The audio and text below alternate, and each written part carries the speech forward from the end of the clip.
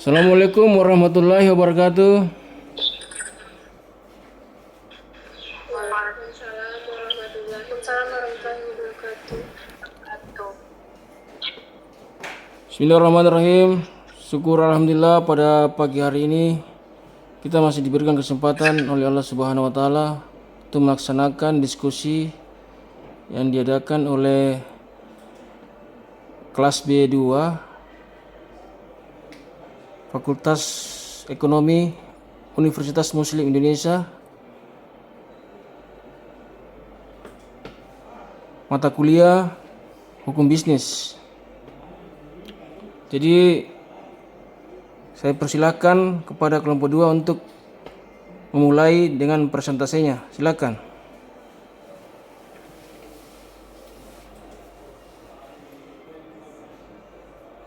Kelompok 3, Pak. Silakan kelompok 3. Assalamualaikum warahmatullahi wabarakatuh. Kami dari kelompok 3 akan membahas wabarakatuh. Di kelompok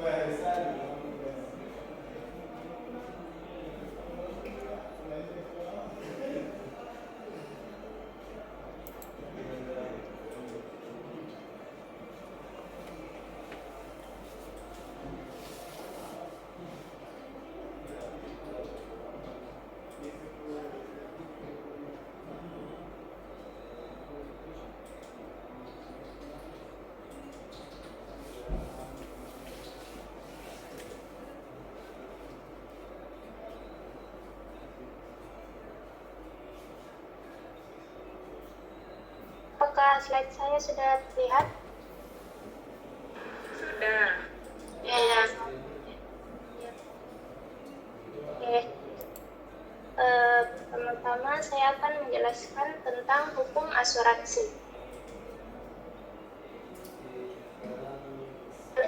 Adalah suatu persetujuan di mana pihak yang menjamin berjanji kepada pihak yang dijamin untuk menerima sejumlah uang sebagai pengganti kerugian yang mungkin diderita oleh pihak yang dijamin atas suatu dari peristiwa yang belum jelas.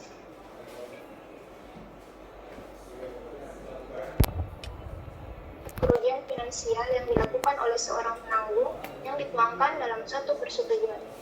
Perjanjian asuransi tertuang dalam polis asuransi di mana disebutkan syarat-syarat, hak kewajiban masing-masing pihak, jumlah uang yang dipertanggungkan, dan jangka waktu asuransi. Yang selanjutnya adalah polis asuransi. Perjanjian asuransi bermaksud untuk memudahkan pembuktian apabila terjadi perselisihan. Polis asuransi bisa juga dikatakan dengan persyaratan yang tertulis.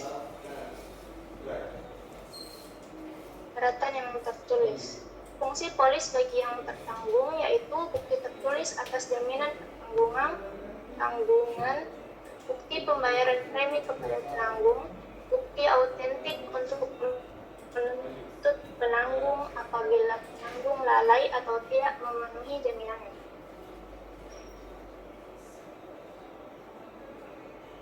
Asuransi dari tertanggung, bukti tertulis atas jaminan yang diberikan oleh penanggung kepada tertanggung untuk membayar ganti rugi yang mungkin akan diderita oleh tertanggung, dan yang terakhir bukti autentik untuk menolak tuntutan ganti rugi atau klaim apabila penyebab kerugian tidak memenuhi syarat polis. Perlindungan terhadap kepentingan pemegang polis. Pada awal pendirian, perusahaan asuransi dan perusahaan reasuransi HAMS menempatkan sekurang-kurangnya 20% dari modal di sektor yang dipersyaratkan dalam bentuk deposito berjangka dengan tunjangan otomatis pada bank umum di Indonesia yang bukan merupakan afiliasi dari perusahaan asuransi dan perusahaan reasuransi yang bersangkutan. Nah, deposito tersebut merupakan jaminan terakhir dalam rangka melindungi kepentingan pemegang polis. Deposito sebagaimana yang disebutkan HAMS disesuaikan dengan perkembangan volume usaha yang besarnya ditetapkan oleh Menteri Keuangan dengan ketentuan bahwa besarnya deposito tersebut tidak kurang dari yang dipersyaratkan pada awal pendirian. premi asuransi atau biaya asuransi merupakan prasyarat adanya perjanjian asuransi, karena tanpa adanya premi maka tidak akan ada perjanjian asuransi.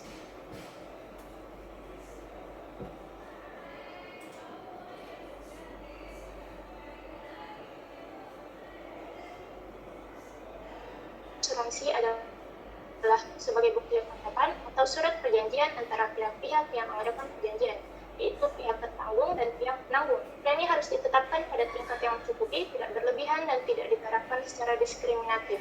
Penerapan tingkat premi dinilai bersifat diskriminatif apabila tanggung dengan luas cakupan yang sama serta dengan jenis dan tingkat risiko yang sama, namun dikenakan tingkat premi yang berbeda. Yang selanjutnya, materi selanjutnya akan dijelaskan oleh Vita.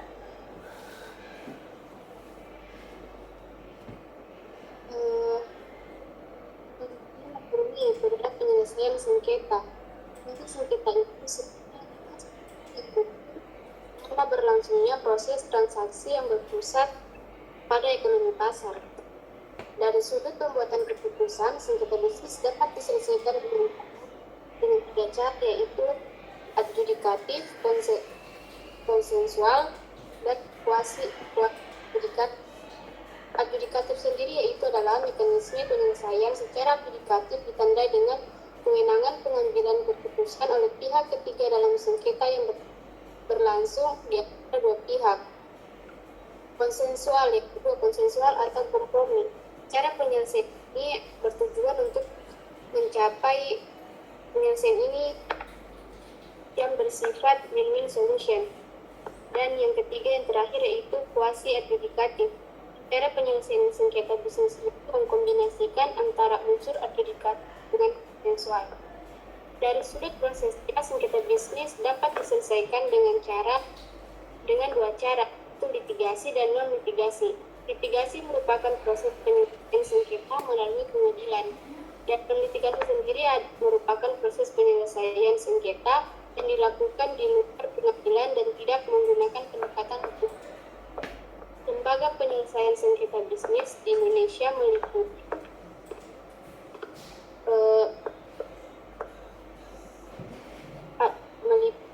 terdapat di Indonesia. Yang pertama yaitu adalah Pengadilan Umum. Pengadilan Umum merupakan lembaga pelaksana kekuasaan kehakiman di Indonesia. Undang-Undang Nomor 2 1986 tentang peradilan umum bahwa pengadilan negeri bertugas dan berwenang memeriksa, mengadili, memutuskan, dan menyelesaikan perkara pidana dan perkara perdata di tingkat pertama berdasarkan isi pasal tersebut. Dapat dikatakan bahwa negeri berwenang dalam memeriksa sengketa bisnis. Pengadilan Niaga. Pengadilan yang berada di lingkungan pengadilan umum yang mempunyai kompetensi untuk memeriksa dan memutus permohonan pernyataan pilot dan penundaan kewajiban hutang serta sengketa hak kekayaan intelektual yang meliputi hak cipta, merek, dan paten.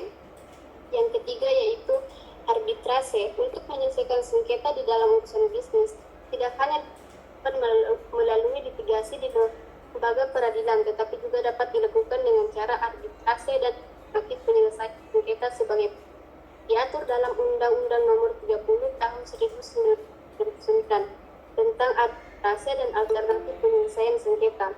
Sengketa yang diselesaikan melalui arbitrase hanyalah sengketa dalam bidang perdagangan. Adapun sengketa yang tidak dapat diselesaikan melalui arbitrase adalah yang menurut perundang-undangan tidak dapat dilakukan perdamaian. Yang terakhir yaitu alternatif penyelesaian sengketa. Pasal 1 angka 10 Undang-Undang Arbitrase dan Alternatif Penyelesaian Sengketa menyebutkan bahwa yang dimaksud dengan alternatif penyelesaian sengketa adalah lembaga penyelesaian sengketa atau beda pendapat melalui prosedur yang disepakati oleh pihak, yaitu penyelesaian di luar pengadilan dengan negosiasi, mediasi, konsiliasi atau penilaian ahli. Oke, selanjutnya saya serahkan kepada Meli Andriansri.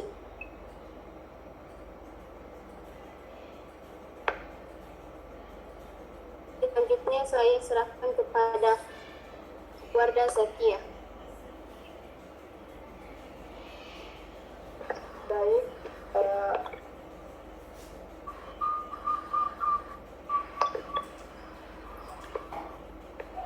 pengertian sengketa bisnis.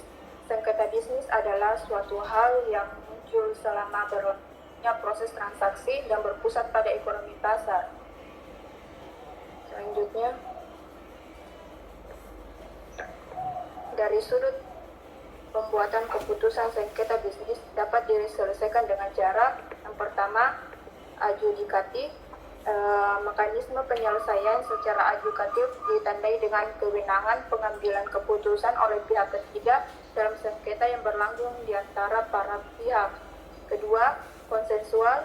Konsensual atau kompromi cara penyelesaiannya.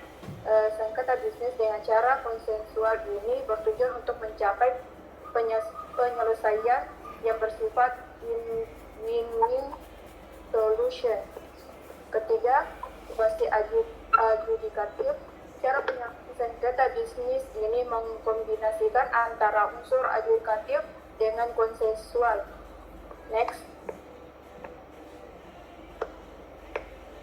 Dari sudut prosesnya, sengketa bisnis dapat diselesaikan dengan cara litigasi.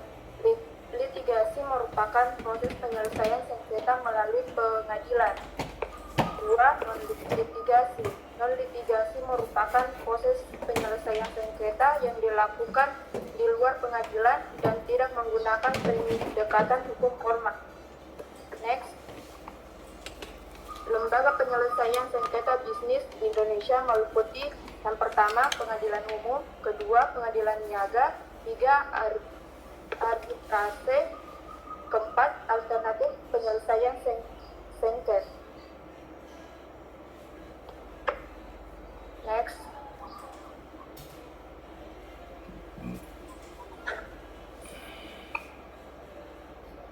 Dari selanjutnya oleh Meli, silakan. Baik, pengertian hak kekayaan intelektual. Hak kekayaan intelektual adalah perlindungan terhadap karya-karya yang timbul karena adanya kemampuan intelektualitas manusia dalam bidang seni, sastra, ilmu pengetahuan, estetika, dan teknologi. Hak kekayaan intelektual meliputi 1. Hak paten. Berdasarkan Undang-Undang Nomor 4 Tahun 2011, Pasal 1 Ayat 1, hak paten adalah hak eksklusif yang diberikan oleh negara kepada investor atas hasil investasinya di bidang teknologi, yang untuk selama waktu tertentu melaksanakan sendiri investasinya tersebut atau memberikan persetujuannya kepada pihak lain untuk melaksanakan. Sedangkan yang kedua, hak merek. Berdasarkan Undang-Undang Nomor 15 Tahun 2001 Pasal 1 Ayat 1, merek merupakan tanda yang berupa gambar atau nama, huruf, angka-angka, suasana warna, atau kombinasi dari unsur-unsur tersebut yang memiliki daya